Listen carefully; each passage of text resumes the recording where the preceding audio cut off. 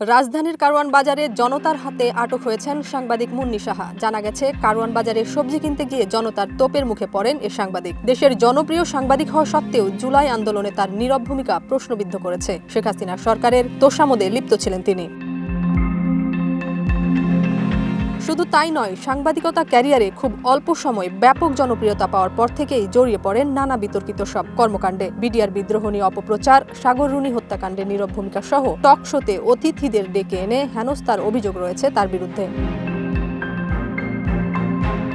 BDR বিদ্রোহের সময়ে লাইভে এসে ভুল ও মিথ্যা তথ্য, বিভ্রান্তিকর সব খবর দিতে থাকেন মুন্নী সাহা। সে সময় সেনাপ্রধান ছিলেন জেনারেল অবসরপ্রাপ্ত মঈন ইউ আহমেদ। এ ব্যাপারে তিনি বলেন, আমার যা স্মরণ পড়ে, মুন্নী সাহা টেলিকাস্ট করছিল লাইভ এবং বিদ্রোহীরা অফিসার সম্বন্ধে বিভিন্ন ভুল বক্তব্য, মিথ্যা বক্তব্য তুলে ধরছিল জনগণের সামনে। এর মাধ্যমে একটি ভুল ধারণা সৃষ্টি হচ্ছিল অফিসার সম্বন্ধে। ফলে বিডিআরের অন্যান্য ক্যাম্পেও এই বিদ্রোহ ছড়িয়ে পড়ে।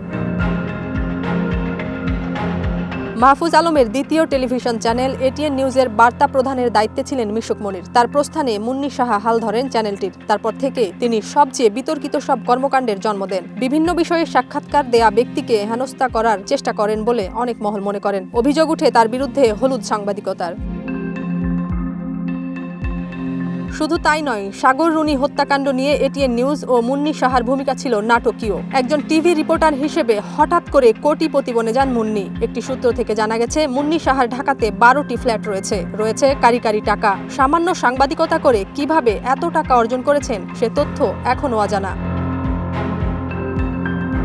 মুন্নী সাহা একজন বাংলাদেশি টেলিভিশন সাংবাদিক এবং টক শো সঞ্চালক হিসেবে পরিচিত মুখ। তার সাংবাদিকতা শুরু আজকের কাগজ দিয়ে, তারপর দীর্ঘদিন ভোরের কাগজে সাংবাদিকতা করেন তিনি। এরপর যান 21 টেলিভিশনে, তারপরে যোগ দেন এটিএন বাংলায়। তবে মালিক পক্ষের সঙ্গে বিরোধের কারণে 2023 সালে মুন্নী সাহা এটিএন নিউজ থেকে পদত্যাগ করেন।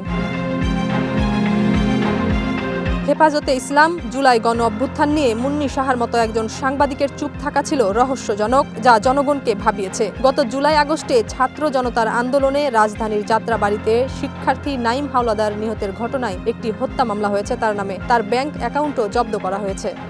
নাজিয়াত রুনা, নয়া দিগন্ত।